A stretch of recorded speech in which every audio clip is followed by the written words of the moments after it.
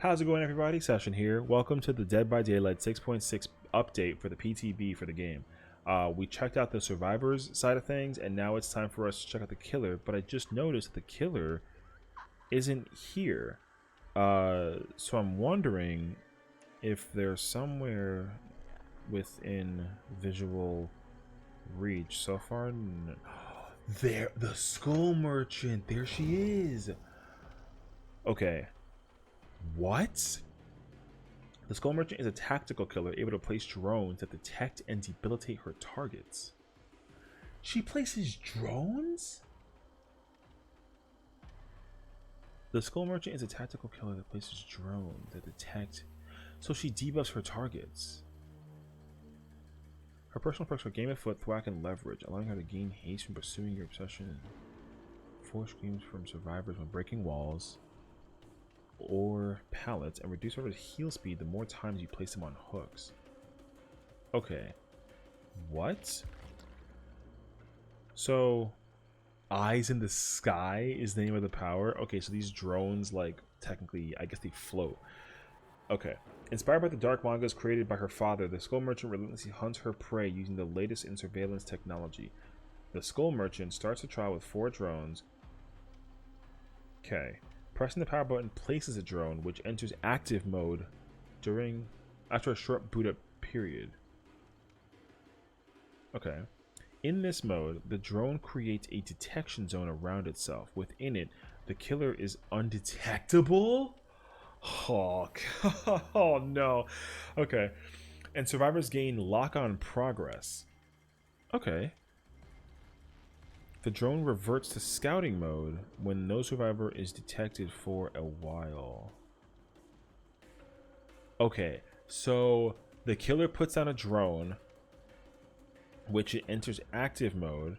While in active mode, it creates a detection zone, and within it, the killer can't be seen. Okay, so when the drone is active, the killer is undetectable inside of an active drone. That's crazy. Okay. And survivors gain lock-on progress. Okay, so if a survivor is inside of a detection zone, then they gain lock-on progress. I'm not too sure what that... Okay. And then it goes to scouting mode when the survivor is not in there for a while of time. Okay. In scouting mode, the drone begins a sweeping scan. And if it finds a survivor, it re-enters active mode.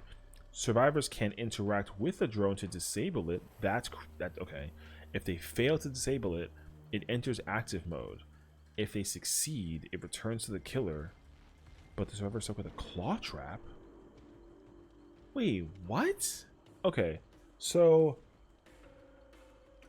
Skull Motion puts a drone and it enters active. While active, then if you're the killer in an active zone, you can't be seen, or you're undetected. If you're a survivor, then I guess I guess there's like a meter that fills up when you're inside of a zone. Okay.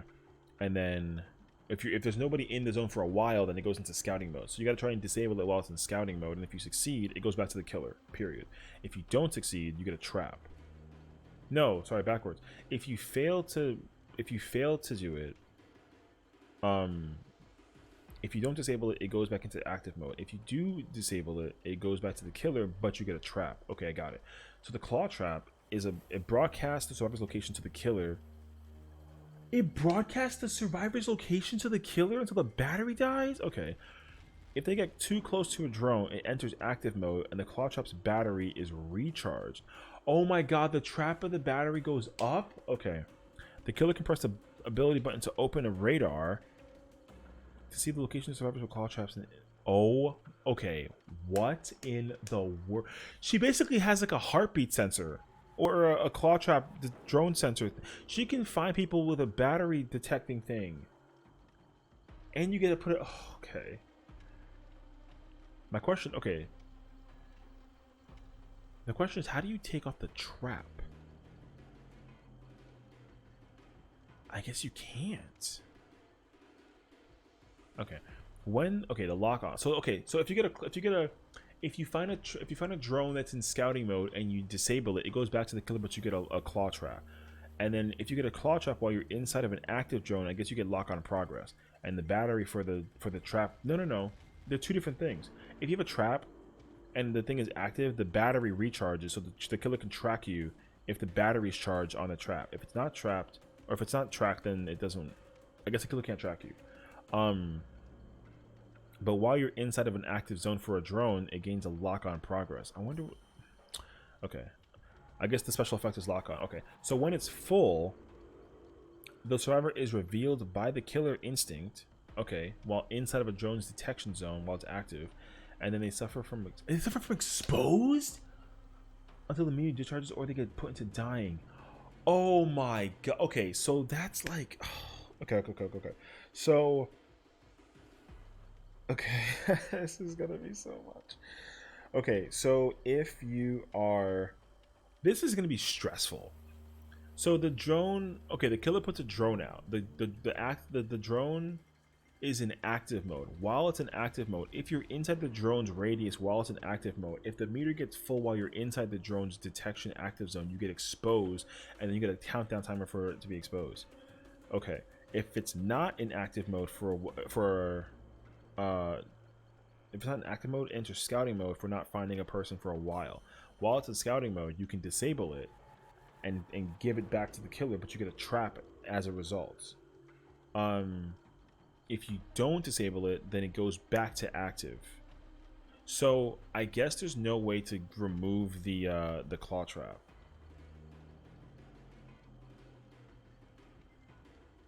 Okay, because then she can also replace the drones if they get disabled. I wonder if she can just also, if she has like 4 traps out, if she can just like remove the first one put and then just make another drone appear too. That'd be kind of crazy actually. And you get exposed if you're in lock-on for too long. And if you have the battery active for the trap, then she can see you. So Killer Instinct reveals you when you're fully locked on, but she can see a radar on people who have the trap on the. Okay, that's so nuts, dude. Okay. I think I understand it. Oh, it's a butt zero. Okay, so now we have our add-ons. So the first one we have is the ultrasonic trap speaker. Survivors with a claw trap. They just wait. That's a brown add-on. Okay, survivors with a claw trap destroy pallets when fast vaulting pallets. Claw traps with an empty battery gauge. Claw traps with an empty battery gauge are destroyed when fast vaulting a pallet. Oh, so the only way to destroy a claw trap is to use a brown add-on that destroys it? That's interesting. But if the battery is full, I guess you don't destroy the claw trap. Okay. It's going to depend on how long it lasts. I don't know how long it lasts per se. Okay. High power floodlight. Survivors in the drone's active zone suffer from blindness for 50, and it lingers for 15 seconds after leaving. So while you're in an active zone, you get debuffed. Oh, there's going to be a ton of these. Okay. So blindness. High current upgrade decreases the activate drone cooldown by 10%. Okay, so the time it takes to go into active mode after taking it out, it goes down faster. Got it. Addie Valentine number 1. It's like a comic book. Survivors in a drone's active zone suffer from 20% smaller skill checks. Oh my gosh, it's like Huntress's Lullaby basically, or Unnerving Presence, not a Huntress. Yeah, it's like Unnerving Presence. So you can blind people and give them unnerving, bruh. There's gonna be one for Oblivious, 100%, right? The stereo remote mic increases the unhackable state duration of drones by 10. They can be unhackable for some time duration, bruh. Okay, that's this killer has a. We've only gone through 5 add-ons and there's already so much. Shotgun speakers. Survivors in a drone's active zone will have no skill check warn. So she does have Huntress. So she has Unnerving and Huntress with the... Yo, that's wild. Okay. So there's no check warning either with these? Okay. Overcharge. The battery life of the claw traps is increased by 20%. Okay. Okay. Low power mode. The duration of a drone's active mode is increased by 10%. Okay. Adaptive lighting increases the lingering duration of undetectable. Oh, right. She can hide in the drones while they're active and she's undetectable. Bruh, she's gonna be freaking scary. I already know she's gonna be scary. Okay. Vital targeting processor increases the speed at which lock-on builds up instead of an active drone by temp. Oh my gosh, so you can get exposed faster. Okay. These are the green ones. We're not even at the purple and the iridescent. Okay.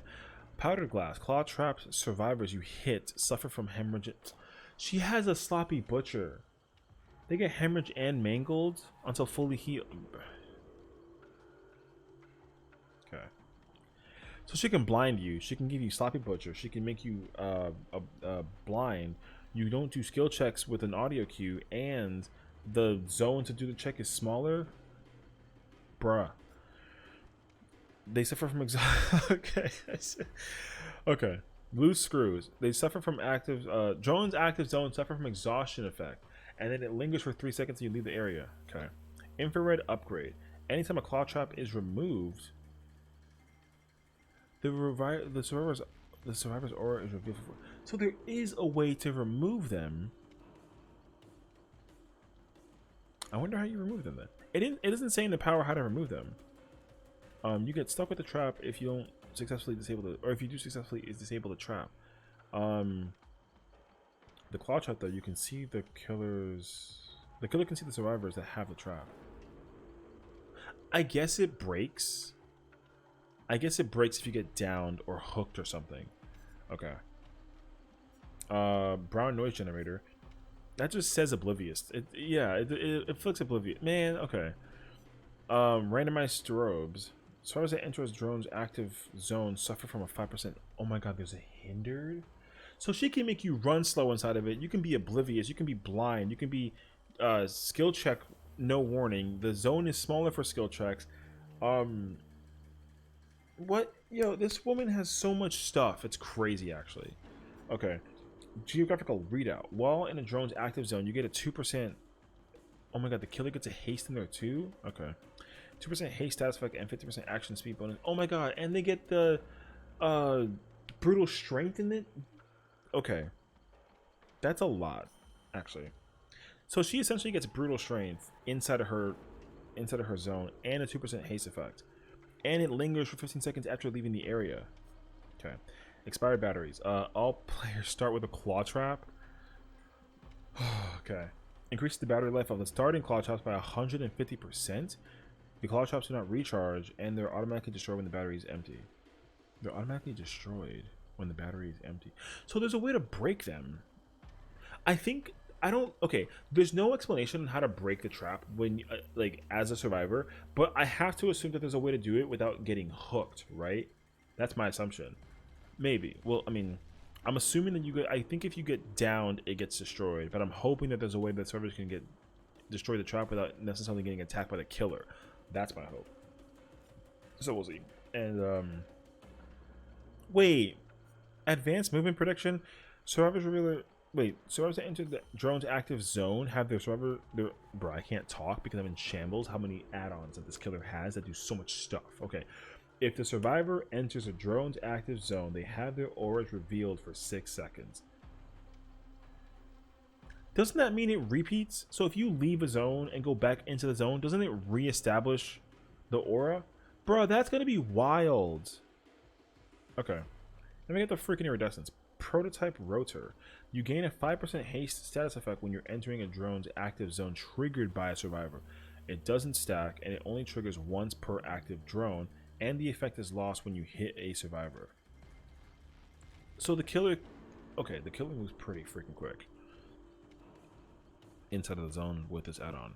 I don't think that she naturally moves fast in it. She's just undetectable. So, like, imagine dealing with an undetectable speed person who can explode. Bruh, that's so wild. I'm already... Okay. Okay. Iridescent unpublished manuscript. Activating a drone causes it to gain a 32-meter terror radius for 15 seconds. It can only be applied to one drone at a time, and increases the activation cooldown by 20. So she can make a drone have a tear radius. Okay.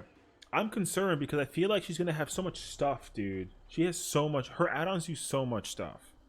Okay. Last but not least, oh gosh, she has perks too. I don't even remember the name of her perks. That's not one of them. What are her perks? Oh wait, that's one. No, that's Hangman Shook. My bad. Oh, this is one. Sorry. Game of Foot. When you're chasing the obsession, the perk activates damaging generators and breakable walls and pallets. Give you a 5% haste stats effect for 10 seconds. When you're chasing the obsession, you break a wall, you get 10% haste effect. Okay, so the timer decreases from 8 to 10 with this if you do it. And then people who get hit, when you hit somebody with the most time in chase with a basic attack, they become the obsession. I don't think that there's anybody else that does that though, right? Interesting. I wonder where her other perks are. Oh, leverage. Okay. Every time you hook a survivor, they gain a token up to 10 tokens. When you hook a survivor, the perk activates, and for each token, it reduces the speed at which survivors heal by 5%. Okay. So essentially, you can, for like 30 seconds, every 5%. So it goes up to like 50% of reduction speed of healing for up to like 5 minutes. That's kind of a lot though. Okay. And then her other perk is called Thwack. Actually a great name. Okay. Oh, there it is. So after hooking a survivor, the next breakable wall or pallet you break will make survivors within 32 meters scream and reveal their aura for 4 seconds, and it's active for 75 seconds. Okay, so I'm guessing the timer decreases for each level version of it. That's nuts, dude. If you kick a wall or a pallet, then anybody within 32 meters get revealed for it. That's almost like nowhere to hide, but for pallets and for walls. So that's gonna be kind of powerful because it's a far, because nowhere is like kind of close. Let me see. Hold on a second. If Thwack is 32 meters, nowhere is 24. That's gonna be so far. Because the thing is, like, if you think about it, if you kick a gen and anybody nearby that gen, 24 meters of it get revealed, but then Thwack is for any door or pallet, so you can immediately cover a lot of ground kicking 2 things and then just get a bunch of information. I think all of her perks are going to be kind of cracked.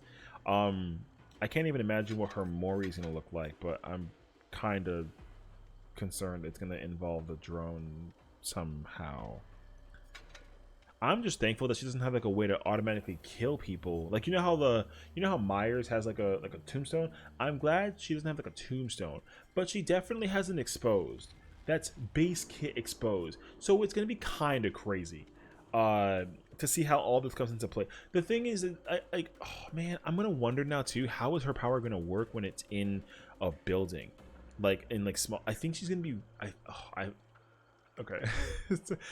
There's a lot to digest from this. My biggest concern and fear is that in indoor maps, she's going to be really, really freaking terrifying. In outdoor maps, it's going to be hard to see her in some scenarios because I want to say low-key, I think she's a stealth killer. I do. I think she's a stealth killer because of the fact that she's automatically, like base kit, she can expose people, and base kit, she's undetectable in her drone's active zones. The only problem is that if people aren't in her zone, I guess they're in scouting mode, and I guess she doesn't really care about them being in scouting mode. But if she can make them, it doesn't say in her power that she can make them active. It just says that if they're not being detected by survivors, they go into scouting mode. And I guess like if they're in scouting mode, then that's just it, right? She can't do anything with those drones. So it's going to depend on several occasions. If she can replace a drone, if all 4 drones are out, that's going to be powerful.